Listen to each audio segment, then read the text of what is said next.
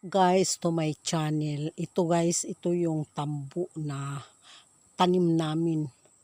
Tambo na tanim namin. Ito may mga avocado at saka mangga. Yan, mangga yan. Apple mango yan.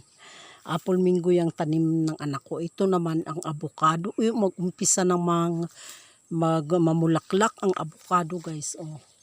Mag-umpisa ng mamulaklak. Ayan, bulaklak niya yon.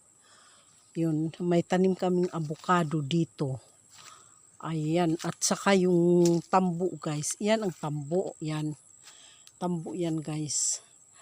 Yun, linilinis namin ito. Inalis namin yung damo at saka yung yung pinag-anihan ng tambo. Inalis din namin.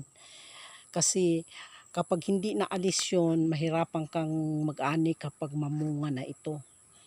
Ito guys, pag mamunga na itong tambo na to, kapag yung naalisan ng bunga niya, pag hindi mo inalis, mahihirapan ka mag-ani.